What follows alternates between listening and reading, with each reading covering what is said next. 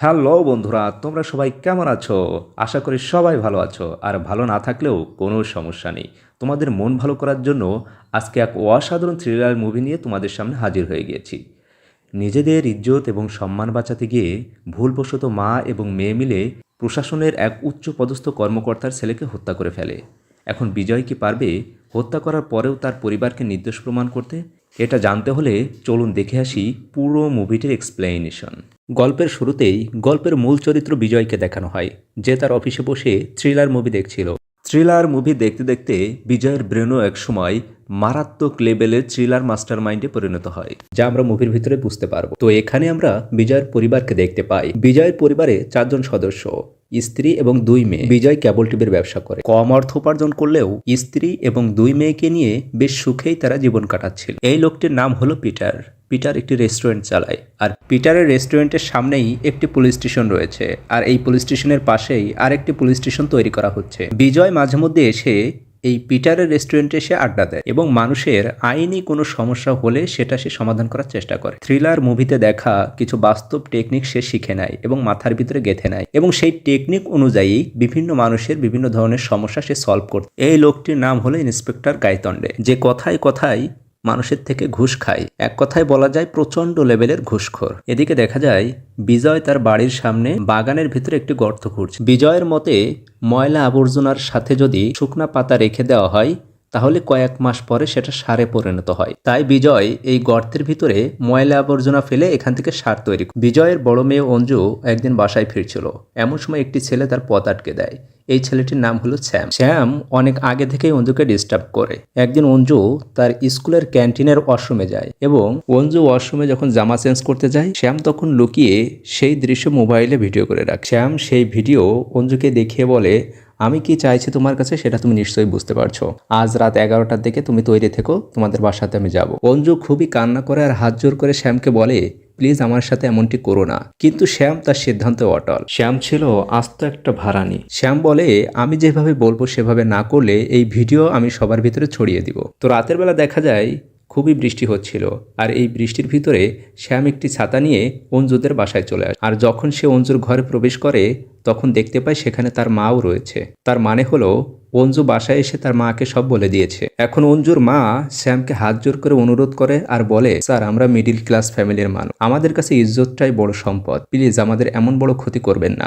কিন্তু শ্যাম ছিল আস্ত একটা হারামি। শ্যাম তখন অঞ্জুর মাকে বলে, আচ্ছা ঠিক আছে, আমি আপনার মেয়ের কাছে যেটা চাই সেটা যদি আপনার মেয়ে না দেয় তাহলে সেটা আপনি দিয়ে দিন, তাহলে আমার কোনো সমস্যা নেই। আর এতে যদি রাজি না হন তাহলে আপনার মেয়ের যে ভিডিও আমার কাছে আছে সেটা আমি নেটে ছেড়ে দেব, তখন আপনার মেয়ের নগ্ন ভিডিও সারা দুনিয়া দেখবে। এসব বলে শ্যাম যখন আস্তে আস্তে অঞ্জুর মায়ের দিকে এগোচ্ছিল, তখন অঞ্জু পিছন থেকে একটি লাঠি নিয়ে এসে শ্যামের মাথায় আঘাত করে, এবং সঙ্গে সঙ্গে শ্যাম মাটিতে পড়ে যায়। অঞ্জুর মা নন্দিনী তখন চিৎকার করে ওঠে, কারণ অঞ্জুর মা নন্দিনী শ্যামের কাছে গিয়ে দেখতে পায় শ্যাম আসলে মারা গিয়েছে। অঞ্জু আসলে শ্যামকে মেরে ফেলার জন্য আঘাতটা করেনি, সে চেয়েছিল তাকে আঘাত করে মোবাইল ফোনটা নিয়ে সেখান থেকে ভিডিওটি ডিলিট করে দিবে, কিন্তু এক আঘাতেই সেখানে শ্যাম মারা যায়। তখন অঞ্জু প্রচন্ড ভয় পেয়ে যায় এবং দৌড়ে গিয়ে তার বাবাকে ফোন করতে থাকে, কিন্তু বিজয়ের টেলিফোনের রিসিভার নিচে নামানো ছিল, আর বিজয় তখন অফিসে মুভি দেখছিল। বিজয় সাধারণত রাতের বেলা অফিস করে এবং সকাল হলে বাড়িতে ফিরে আসে। বিজয় টেলিফোন রিসিভ না করার কারণে অঞ্জু এবং তার মা নন্দিনী প্রচণ্ডভাবে ঘাবড়ে যায়। তারা কি করবে বুঝতে পারছিল না। তো একটা পর্যায়ে অঞ্জু এবং তার মা নন্দিনী দুজন মিলে শ্যামের বডিটাকে একটি বাস্তার ভিতরে ঢোকাতে শুরু করে, কিন্তু এই দৃশ্য নন্দিনীর ছোট মেয়ে অনু পাশের থেকে দেখে ফেলে এবং সে প্রচণ্ডভাবে ভয় পেতে থাকে। এরপর অঞ্জু এবং নন্দিনী ডেড বডিটাকে টানতে টানতে তাদের বাড়ির সামনে বাগানে যে গর্তটা খোঁড়া হয়েছিল সেই গর্তের কাছে নিয়ে যায়, এবং গর্তের ভিতরে বডিটাকে ফেলে দেয় এবং মাটির চাপা দিয়ে দেয়। এর পরদিন সকালে বিজয় যখন অফিস শেষ করে বাড়িতে ফেরে, তখন সে বাড়িতে ঢোকার সময় দেখতে পায় ফ্লোরে রক্তের দাগ, পুরো ঘরে রক্ত ছড়িয়ে ছিটিয়ে রয়েছে। তখন তার স্ত্রী এবং মেয়ে গতকাল রাতে ঘটে যাওয়া সকল ঘটনা খুলে বলে। বিজয় কোনো মতে তাদেরকে সান্ত্বনা দেয়, কিন্তু বিজয় প্রচণ্ডভাবে টেনশনে পড়ে যায়। তার কারণ হলো যাকে খুন করা হয়েছে সে সাধারণ কোনো ছেলে নয়, সে হলো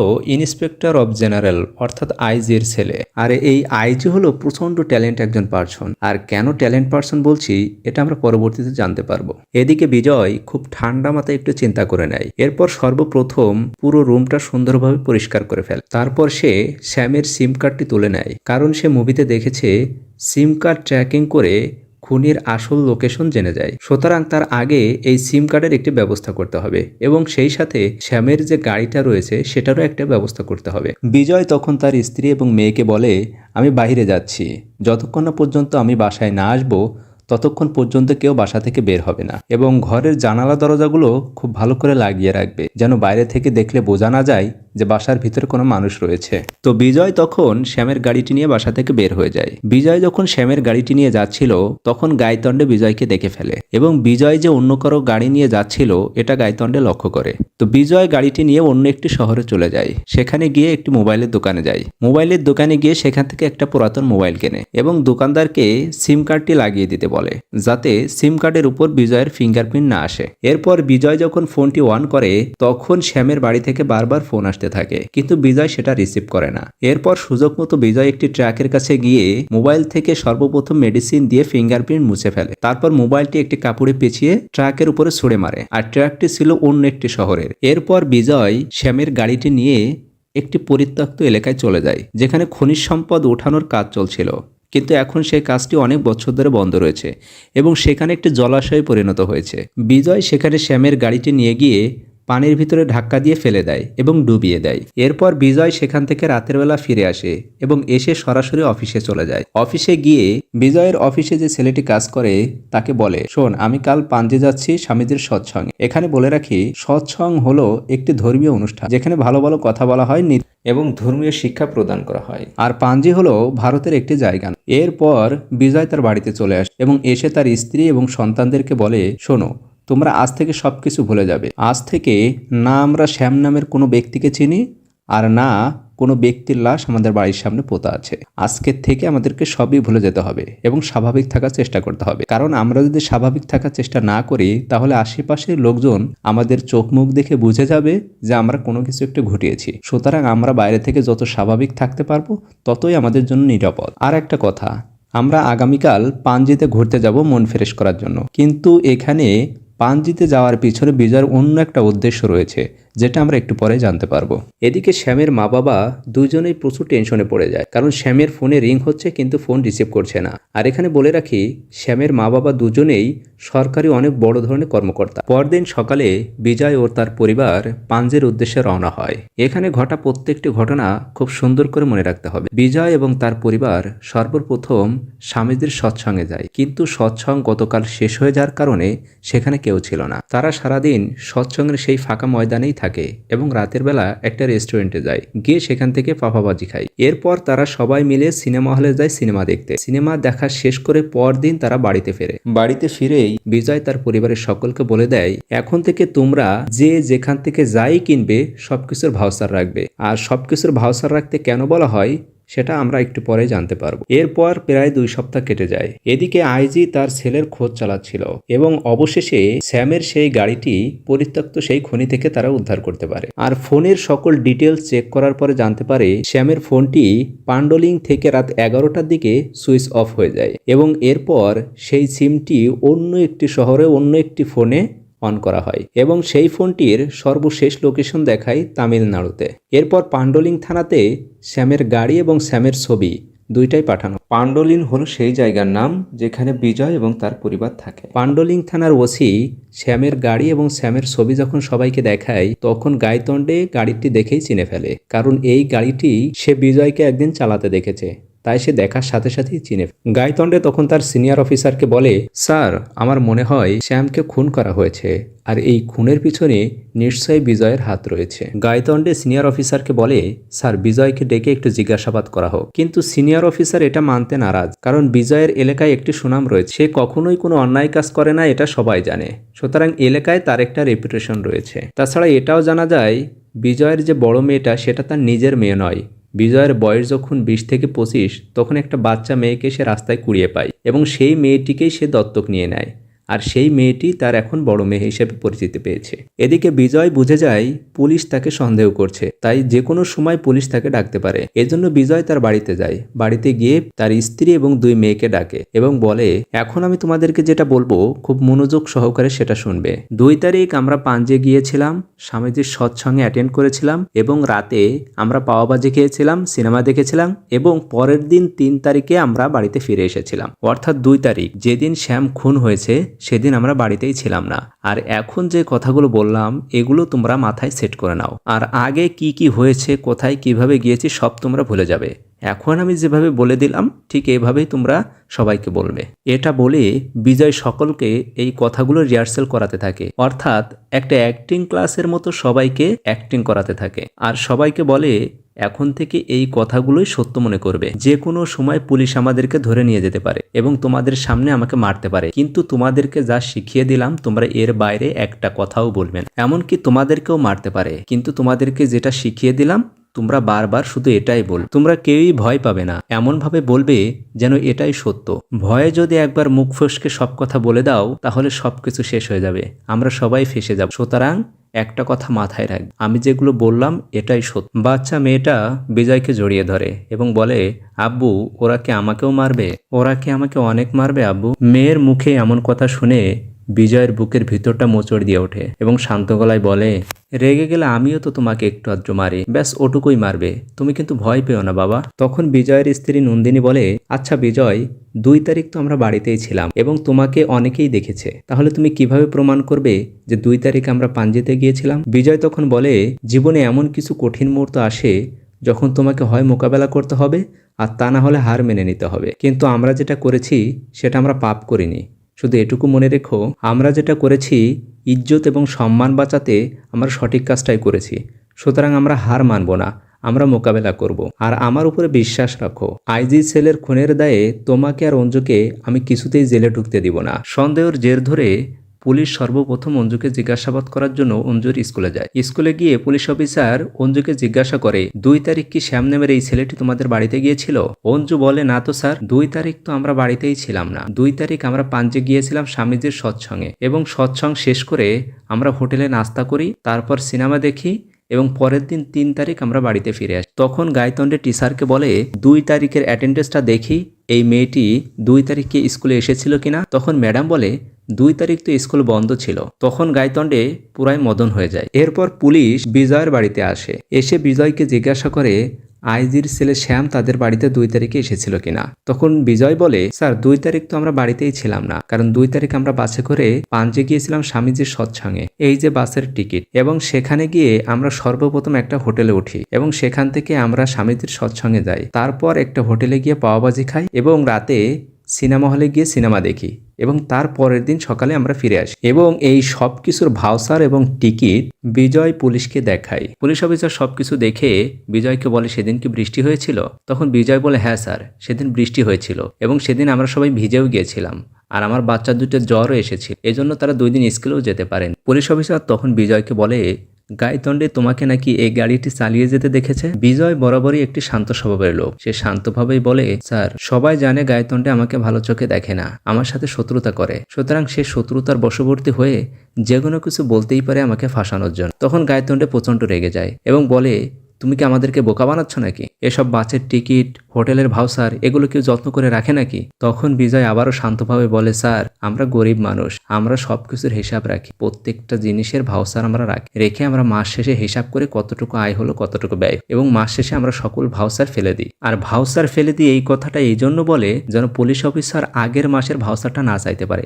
এই জন্য সে বুদ্ধি করে কথার শেষে এটাও বলে দেয় যে আমরা মাসের শেষে সকল হিসাব করে ভাউচার ফেলে দিই। তখন পুলিশ অফিসাররা সেখান থেকে চলে যায় এবং আইজির কাছে গিয়ে তারা সবকিছু খুলে বলে। সবকিছু শোনার পর আইজি গাইতন্ডাকে বলে, তুমি কি সত্যিই সেদিন বিজয়কে শ্যামের গাড়িটি চালাতে দেখেছিলে? গাইতন্ডা তখন বলে, ম্যাডাম আমি 100% সত্য সহকারে বলছি, সেদিন আমি বিজয়কে শ্যামের গাড়িটি চালাতে দেখেছিলাম, আর এটা যদি ভুল প্রমাণ হয় তাহলে আমি চাকরিই ছেড়ে দেব। তখন আইজি বিজয় এবং তার পরিবারের সকলকে ধরে আনতে বলে এবং সবাইকে ধরে আনা হয়। এখানে একটা বিষয় দেখানো হয়, বিজয় তার বাড়িতে সবাইকে নিয়ে আবার রিহার্সেল করাচ্ছিল। কে কি বলবে, কিভাবে বলবে সেটা আবার রিহার্সেল করাচ্ছিল। বিজয় তার দুই মেয়েকে বলে, আমাদেরকে যদি আবার জিজ্ঞাসাবাদ করা হয় তাহলে স্থান এবং আমরা যা যা করেছিলাম সব আমরা একই বলবো, কিন্তু যখন সময়ের কথা জিজ্ঞাসা করবে তখন আমি এবং তোমার মা দুইজনেই একই সময় বলবো, কিন্তু তোমরা একটু আগে পিছে করে বলবে, যাতে করে তারা বুঝতে না পারে এটা তোমাদেরকে শিখিয়ে দেওয়া হয়েছে। তো বিজয়ের শেখানো কথা মতো সবাই ঠিক ঠিক উত্তর দেয়। তখন আইজি চিন্তায় পড়ে যায় যে এত পারফেক্টলি সবাই কিভাবে অ্যান্সার করছে, এমনকি ছোট্ট মেয়েটাও স্থানের নাম সহ সব কিছু বলে দিত। এরপর আইজি বলে, বিজয় যেখানকার টিকিট এবং ভাউচারগুলো দেখাচ্ছে তাদের সবাইকে এখানে ডাকো। তারপর এক এক করে সবাইকে ডেকে আনা হয়। সবাইকে এক এক করে ডেকে আনার পর জিজ্ঞাসাবাদ করলে অবাক করার বিষয় হলো সবাই একই উত্তর দেয়। সবাই বলে হ্যাঁ, বিজয় 2 তারিখ পাঞ্জিতে গিয়েছিল। এমনকি বিজয়ের অফিসে যে ছেলেটি কাজ করে সে বলে, স্যার তো স্বামীজির সভা থেকে এসে আমাকে স্বামীজির গল্পও শুনিয়েছে। তখন আইজি বলে, আচ্ছা তাই নাকি, তাহলে শোনাও তো কি গল্প শুনিয়েছে। তখন ছেলেটি বলে, একটি জাতকের গল্প শুনিয়েছিল।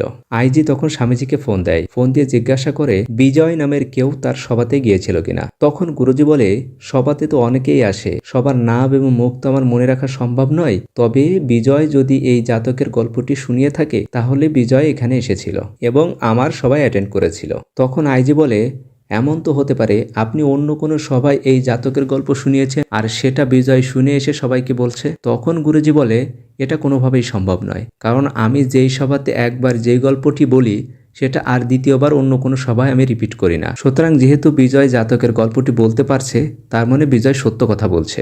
এরপর সাক্ষী হিসেবে ডাকা বাকি ছিল সেই বাস কন্ডাক্টরের। তারপর সেই বাস কন্ডাক্টরকে ডাকা হয়। এরপর বাস কন্ডাক্টরকে জিজ্ঞাসাবাদ করা হলে বাস কন্ডাক্টর বলে, হ্যাঁ, বিজয় স্যার 2 তারিখ পাঞ্জিতে গিয়েছিল এবং 3 তারিখে আমার বাসেই পাঞ্জি থেকে ফিরে এসে। তখন আইজি বলে, 25 দিন আগে তোমার বাসে করে বিজয় পাঞ্জিতে গিয়েছিল এবং এসেছিল, এটা তুমি কিভাবে মনে রাখলে? তখন কন্ডাক্টর বলে, বিজয় স্যার তো 2 দিন আগেও পাঞ্জিতে গিয়েছিল এবং দেখা হওয়ার পরে বিজয় স্যার কথায় কথায় বলল 2 তারিখ সে পাঞ্জিতে এসেছিল এবং 3 তারিখে আমার বাসে করে সে আবার বাড়িতে ফিরে আসে। এটা শোনার পর আইজি মীরার বিষয়টি নিয়ে খটকা লাগে, বিজয় কেন আবার 2 দিন আগে পাঞ্জিতে গিয়েছিল। তখন আইজি আবার স্বামীজিকে ফোন করে। তখন স্বামীজি বলে, দেখুন, আমার সভা শেষে অনেকেই আমার বক্তব্যগুলোকে ডিভিডি আকারে বের করে এবং সেটা প্রচার করে। এমনটাও হতে পারে বিজয় আমার সেই ডিভিডি ক্যাসেটটা কোনো জায়গা থেকে সংগ্রহ করে এবং সেটা পরে দেখে নেয়। আর তাছাড়া আমি সেদিন আমার ভক্তদের উপস্থিতি লিস্ট চেক করে দেখেছি, সেখানে বিজয় নামের কেউ ছিল না। এটা শোনার পর আইজির মনে আরো বড় খটকা লেগে যায়।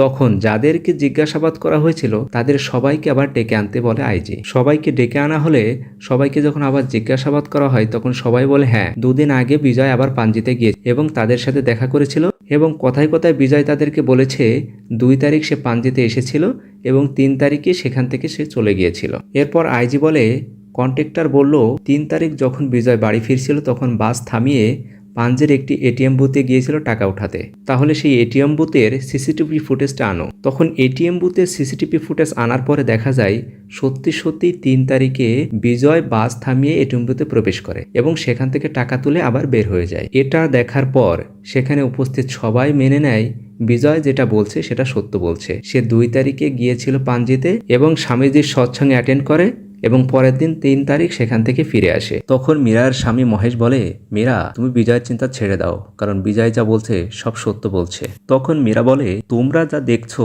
আমি সেটা দেখছি না, সবসময় আমরা খালি চোখে যেটা দেখি আসলে সেটাই ঘটে না। অর্থাৎ মীরা এখানে বিজয়ের প্ল্যানটা সম্পূর্ণভাবে বুঝে ফেলে এবং সবাইকে সেটা বলে। মীরা বলে, বিজয় সবকিছুই সত্য বলছে, কিন্তু একটা কথা সে মিথ্যা বলেছে, আর সেটা হলো বিজয় 2 তারিখ তার ফ্যামিলি নিয়ে পাঞ্জিতে যায়নি, অন্য কোনো তারিখে গিয়েছে। মূলত বিজয় 3 তারিখে শ্যামের গাড়িটি নিয়ে পাঞ্জিতে যায়। সেখানে গিয়ে সর্বপ্রথম গাড়িটিকে ডুবিয়ে ফেলে। এরপর সে পাঞ্জিতে গিয়ে একটা হোটেল থেকে পাওয়াভাজি কেনে এবং সেই সাথে হোটেল থেকে পাওয়াভাজির ভাউচারটিও নিয়ে নেয়। এরপর সে সিনেমা হলে যায় এবং 4টা সিনেমা হলের টিকিট কাটে। তারপর সে বাস স্ট্যান্ডে এসে বাড়ি আসার জন্য সে বাসে ওঠে এবং বাসে ওঠার পর সে 4টা টিকিট কাটে, অর্থাৎ সে একা মানুষ 4টা টিকিট কাটে। এরপর সে এক জায়গায় বাস থামিয়ে এটিএম বুথে যায় টাকা তুলতে এবং সেখানে গিয়ে সে তার ফেস দেখিয়ে টাকা তুলে আবার বাসে ফিরে আসে। এরপর বাড়িতে ফিরে আসে এবং 4 তারিখ ফ্যামিলির সবাইকে নিয়ে আবার পাঞ্জিতে যায়। সেখানে গিয়ে তারা স্বামীজির সৎসঙ্গে যায়, কিন্তু সৎসঙ্গ গতকাল শেষ হয়ে যাওয়ার কারণে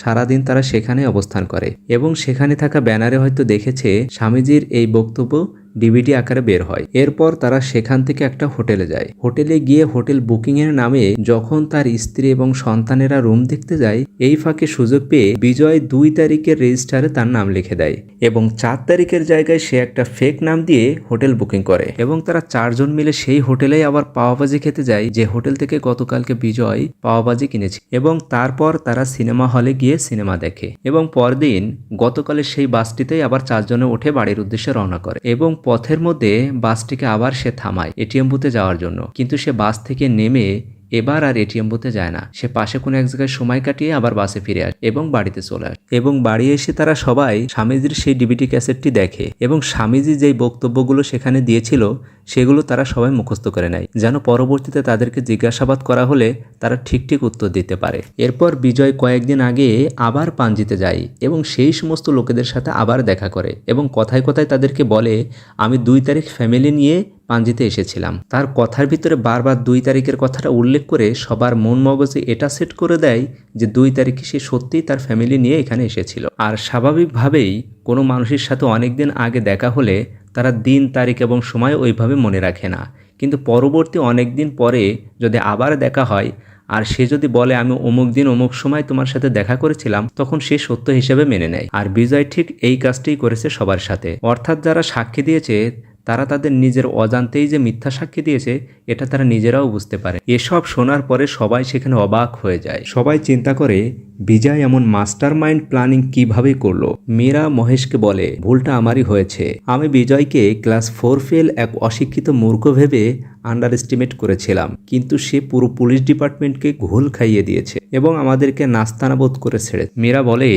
বিজয় এমন মাস্টার মাইন্ড প্ল্যানিং করেছে যে তার বিরুদ্ধে আমাদের কাছে একটাও প্রমাণ নেই। মীরা ঠিকই বুঝতে পারছে বিজয় এবং তার ফ্যামিলি তার ছেলেকে হত্যা করেছে, কিন্তু এর কোনো লিগ্যাল প্রমাণ না থাকার কারণে তার ফ্যামিলির কাউকেই গ্রেপ্তার করতে পারছে না। মীরা বলে, যেহেতু তাদের বিরুদ্ধে আমাদের কাছে কোনো প্রমাণ নেই, সেহেতু সত্যটা কিভাবে বের করতে হয় সেটা আমার জানা আছে, তাদের সবাইকে আবার ধরে আন। এদিকে দেখা যায় বিজয় তার শালাবাবুকে একটা লিস্ট হাতে দিচ্ছে এবং বলছে, পুলিশ যদি আবার আমাদেরকে ধরে নিয়ে যায় তাহলে তুমি এই নাম্বারগুলোকে ফোন করে সবাইকে ডাকবে। তো যাই হোক, এরপর বিজয় এবং তার ফ্যামিলিকে আবার ডাকা হয় এবং ডেকে আইজি গিয়ে বিজয়কে বলে, বিজয় আমার ছেলের সাথে তোমরা কি করে। বিজয় আবারও শান্ত গলায় বলে, ম্যাডাম আমরা তো 2 তারিখ বাড়িতেই ছিলাম না, আমরা কি করে জানবো আপনার ছেলের সাথে কি ঘটেছে। মীরা একে একে সবাইকে জিজ্ঞাসাবাদ করে আর সবাই একই উত্তর দেয়। তখন মীরার নির্দেশে গায়তণ্ডে বিজয়কে প্রচণ্ডভাবে মারতে থাকে, মারতে মারতে রক্ত বের করে দেয়, তবুও তারা সবাই একই কথা বলে। এরপর বিজয়ের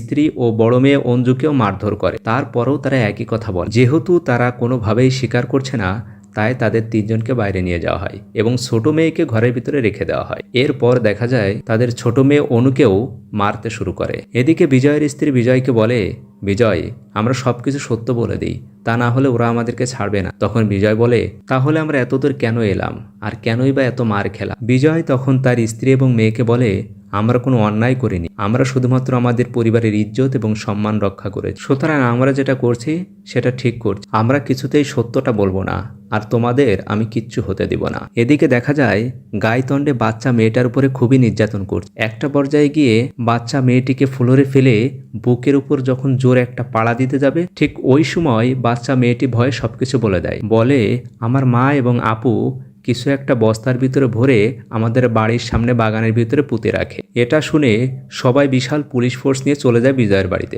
এদিকে বিজয় তার শালাবাবুকে গতদিন রাতে যে নাম্বারগুলো দিয়েছিল সেগুলো ছিল সাংবাদিকদের নাম্বার, আর বিজয়ের শালাবাবু সেই নাম্বারগুলোতে ফোন করে সকল সাংবাদিকদেরকে সেখানে ডাকে এবং দেখা যায় সকল সাংবাদিক সেখানে হাজির হয়ে গিয়েছে। এরপর পুলিশ সেই গর্ত খোঁড়া শুরু করে। এদিকে বিজয়ের ছোট্ট মেয়েটি কান্না করে আর বিজয়ের গলা জড়িয়ে ধরে বলে, আব্বু ওরা আমাকে খুব মেরেছে, আমি ভয়ে সবকিছু বলে দিয়ে। তখন বিজয় বলে, কিচ্ছু হবে না আম্মু, তুমি চিন্তা করো না। এরপর দেখা যায় মাঠে খুঁড়ে সেই বস্তাটি বের হয়ে আসে, যেই বস্তার ভিতরে শ্যামের বডিটা ভরে পুঁতে রাখা হয়েছিল। কিন্তু অবাক করা বিষয় হলো সেই বস্তার ভিতরে শ্যামের ডেড বডি ছিল না, সেখানে ছিল একটি কুকুরের ডেড বডি। আর এটা দেখে সবাই প্রচণ্ডভাবে অবাক হয়ে যায়, এমনকি বিজয়ের স্ত্রী এবং সন্তানেরাও। তখনই বিজয় মিডিয়ার সামনে গিয়ে বলতে থাকে, দেখুন আপনারা দেখুন, বিনা দোষে পুলিশ আমাদেরকে ধরে নিয়ে গিয়ে আমাকে এবং আমার স্ত্রীর সন্তানকে প্রচণ্ডভাবে মারধর করে, এমনকি গাইতণ্ডে আমার ছোট্ট বাচ্চাটিকেও ছাড়েনি, তাকেও প্রচণ্ডভাবে মারধর করে। এটা দেখে আমজনতা সবাই এসে গাইতণ্ডেকে ধরে ইচ্ছা মতো গণধোলাই দিতে থাকে। বিনা অপরাধে একটা বাচ্চা মেয়েকেও ছাড় দেয়নি গাইতণ্ডে, তাই পাবলিক আরও বেশি চড়াও হয়ে গাইতণ্ডেকে শুয়ার পিটানো পিটায়। এদিকে টিভি চ্যানেলে প্রচার হতে থাকে বিজয় এবং তার পরিবারকে পুলিশ অন্যায়ভাবে ধরে নিয়ে গিয়ে নির্যাতন করেছে। এজন্য উচ্চ আদালত বিজয় এবং তার পরিবারকে সম্পূর্ণ নির্দেশ বলে ঘোষিত করে এবং এর সাথে এটাও বলে যে বিজয় এবং তার পরিবারকে কোনো প্রকার জিজ্ঞাসাবাদ করতে হলে সর্বপ্রথম কোর্টের অনুমতি নিয়ে তারপরে তাদের কাছে জিজ্ঞাসাবাদ করতে হবে। কিন্তু মুভির টুইস্ট এখানেই শেষ নয়, এর পরের টুইস্ট দেখলে মাথা ঘুরে যাবে। এরপর অফিসার গাইতণ্ডেকে সাসপেন্ড করে দেওয়া আর আইজি মীরা সেও তার পদ থেকে ইস্তফা দিয়ে দেয়। এদিকে বিজয়কে দেখানো হয় সে তার বাড়িতে মেয়েদের চা খায়। এমন সময় তার স্ত্রী তার কাছে আসে, এসে বলে, আচ্ছা তুমি কি জানতে আমাদের তিনজনের ভিতরে কেউ আমরা স্বীকার করে ফেলবো? তখন বিজয় বলে, হ্যাঁ আমি জানতাম তোমরা কেউ না কেউ স্বীকার করে, কারণ ওদের অত্যাচারের কাছে তোমরা কেউ না কেউ মুখ খুলে ফেল, আর তাই আমি সেখান থেকে শ্যামের লাশটি সরিয়ে সেখানে কুকুরের লাশ রেখে। তখন বিজয়ের স্ত্রী বিজয়কে বলে, আচ্ছা বিজয়, তাহলে শ্যামের ডেড বডি তুমি কোথায় রেখে দিয়ে? তখন বিজয় বলে, কিছু কথা আমার ভিতরেই থাক, আমি যতদিন বেঁচে আছি এই সত্যটা আমার কাছে লুকানো থাক। তখনই দেখা যায় বিজয়ের বাড়িতে আবার পুলিশ আসে, কিন্তু এবার তাকে কোনো কিছু জিজ্ঞাসাবাদ করার জন্য না। একটা পুলিশ এসে বিজয়ের কানে কানে কিছু বলে চলে যায়। পরবর্তীতে দেখা যায় মীরা এবং তার স্বামী মহেশ বিজয়কে আসলে ডেকে পাঠিয়েছে। বিজয় যখন তাদের কাছে যায় তখন মহেশ বলে, দেখো বিজয়, এবার আমরা পুলিশ অফিসার হিসেবে তোমার কাছে আসেনি, আমরা একজন সাধারণ মা বাবা হিসেবে তোমার কাছে। আসলে শ্যামকে আমরা সঠিকভাবে মানুষ করতে পারিনি, আমাদের বাচ্চা হচ্ছিল না, কিন্তু অনেকদিন পরে আমাদের ঘরে খুশির সংবাদ আসে, তখন শ্যাম হয়। কিন্তু শ্যামকে আমরা এত আদর যত্ন দিয়ে বড় করেছি, সে যে কখন বিপথে চলে গিয়েছে আমরা খেয়ালই করিনি। আদর যত্ন দিয়ে মাথায় তুলে রেখেছি, ফলে সে অবাধ্য হয়ে নষ্ট হয়ে গিয়েছে। এখন তুমি বলো, শ্যামের সাথে তুমি কি করেছো? আমরা কি তার জন্য অপেক্ষা করব, নাকি সে মারা গিয়েছে? আমরা সবকিছু ছেড়ে দিয়ে লন্ডন চলে যাচ্ছি, কিন্তু আমাদের ছেলের শেষ পরিণতি কি হয়েছে এটা একটু জানতে চাই। বিজয় চুপচাপ দাঁড়িয়ে থাকে, কোনো কথা বলে। মীরা কান্না করতে থাকে। যখন তারা চলে যাওয়ার উপক্রম হয় তখন বিজয়ের মুখ খোলে। বিজয় তখন বলে, দেখুন স্যার, আমরা একটা মিডিল ক্লাস ফ্যামিলি, আমাদের বড় কোনো চাওয়া নেই, বড় কোনো ইচ্ছাও নেই। আমরা দুবেলা দুমুঠো খেয়ে নিজেদের আত্মসম্মান এবং মর্যাদা নিয়ে সমাজে বেঁচে থাকি। আমাদের কাছে আমাদের আত্মসম্মান বোধটাই বড়, আমাদের ইজ্জতটাই আমাদের কাছে। আমার একটা ছোট ফ্যামিলি আছে, আমার স্ত্রী আছে, দুটো বাচ্চা আছে। আমার স্ত্রী আমাকে ভালোবাসে, আর বাড়িতে গেলে আমার বাচ্চা দুইটা আমার কাছে দৌড়ে আসে, এটাই আমার বুক ভরে যায়। কিন্তু কোনো একদিন হঠাৎ করে যদি দেখি এক বৃষ্টি ভেজা রাতে কোনো একজন অচেনা অতিথি আমাদের বাড়িতে প্রবেশ করে এবং আমার স্ত্রী ও মেয়ের ইজ্জত নিয়ে খেলা করতে চায়, তখন আমরা তার কাছে হাত জোর করে মিনতি করি সেজন্য আমাদের এই ক্ষতিটি না। কিন্তু সে কোনো কথাই শুনতে রাজি নয়, সে তার উদ্দেশ্য সফল করতে চায়। তখন কোনো একটা দুর্ঘটনাবশত তার মাথায় আঘাত লেগে সে সেখানে মারা। একথা শোনার সাথে সাথে মীরা এবং তার স্বামী মহেশ কান্নায় ভেঙে পড়ে। বিজয় তখন তাদের কাছে ক্ষমা চায় আর বলে, স্যার আমাকে মাফ করবেন, আমার কাছে আমার ফ্যামিলির ইজ্জত এবং সম্মানটাই বড়, আমার ফ্যামিলিটাই আমার কাছে বড়, সুতরাং আমার ফ্যামিলির ইজ্জত এবং সম্মান বাঁচানোর জন্য আমি যা ইচ্ছা তাই করতে পারি। বিজয় ইনডাইরেক্টলি সবকিছু স্বীকার করে নিলেও সে ডিরেক্টলি কিছুই বলে না। তারা যে শ্যামকে হত্যা করেছে এটা সে ডিরেক্টলি বলে না, তার কারণ বলা তো যায় না, তার কথা যদি তারা রেকর্ড করে তার বিরুদ্ধে প্রমাণ হিসেবে পেশ করে। বিজয়ের মাথায় প্রচন্ড বুদ্ধি, সে যেটা বলে বা করে সেটা খুবই চিন্তা ভাবনা করে যাতে করে সে পরবর্তীতে কোনো প্রকার বিপদে না পড়ে। এরপর বেশ কিছুদিন কেটে যায়। গাইতণ্ডের জায়গায় এখন নতুন একটি পুলিশ অফিসার এসেছে। বিজয়কে আবার থানায় ডাকা হয় সিগনেচার করার জন্য। বিজয় যখন সিগনেচার করছিল তখন নতুন ইন্সপেক্টর তখন বিজয়কে বলে, তোর তো মনে মনে খুবই খুশি লাগছে যে পুরো পুলিশ ডিপার্টমেন্টকে ঘোল খাইয়ে দিলি, একদম উল্লু বানিয়ে ছাড়। খুন যে তোরাই করেছিস সেটা আমি খুব ভালোভাবেই জানি। আমি এখানে 2-3 বছর পোস্টিংয়ে আছি, আমি তো লাশ বের করেই ছাড়বো, আর যেদিন লাশ বের করে আনবো সেদিন তোদেরকে টেনে হেসড়াতে থানায় এনে ভরবো। অনেক দিন পর বিজয়কে একটু মুচকে হাসি দিতে দেখা যায়। তখন সেই ইন্সপেক্টরকে বলে, স্যার আপনি এবং এই পুলিশ স্টেশন যতদিন আছেন ততদিন আমার কেউ কিচ্ছু করতে পারবেন না। সবাই জানে আমি পুলিশদেরকে সম্মান করি এবং খুবই ভালোবাসি, সুতরাং যতদিন আপনি এবং এই পুলিশ স্টেশন আছে আমার কেউ কোনো ক্ষতি করতে পারবে। আপনি আর আপনার এই পুলিশ স্টেশন আমাকে রক্ষা করবে। একথা বলে বিজয় যখন চলে আসছিল তখনই দেখা যায় আসল টুইস্ট। বিজয় আসলে সেদিন শ্যামের ডেড বডিটি নিয়ে এসে এই পুলিশ স্টেশনের নিচেই পুঁতে রেখেছিল যখন পুলিশ স্টেশনটা নতুন তৈরি হচ্ছিল। মুভির শুরুতে দেখানো হয়েছিল পুরাতন পুলিশ স্টেশনের পাশে নতুন পুলিশ স্টেশন তৈরি করা হচ্ছে, আর এখন এই যে পুলিশ স্টেশনটা দেখানো হচ্ছে এটাই সেই নতুন পুলিশ স্টেশন। আর শ্যামের লাশ এই পুলিশ স্টেশনের নিচেই পুঁতে রাখা হয়েছে। বিজয় খুব ভালোভাবেই জানতো একবার যদি পুলিশ স্টেশন তৈরি হয়ে যায় তাহলে পুলিশ আর কখনোই শ্যামের লাশ খুঁজে পাবে, কারণ পুলিশ সারা দুনিয়া জুড়ে শ্যামের লাশ খুঁজলেও পুলিশ স্টেশনের ভিতরে কেউ লাশ খুঁজবে না, কারণ তাদের চিন্তাতেই আসবে না যে শ্যামের লাশ পুলিশ স্টেশনের নিচে পুঁতে রাখা হতে পারে। আর এই দৃশ্যের মাধ্যমেই মাথা নষ্ট করা এই মাস্টারপিস থ্রিলার মুভির প্রথম পার্ট এখানেই শেষ হয়। গল্পটি যদি আপনাদের কাছে ভালো লেগে থাকে তাহলে লাইক এবং সাবস্ক্রাইব করতে ভুলবেন না। ধন্যবাদ।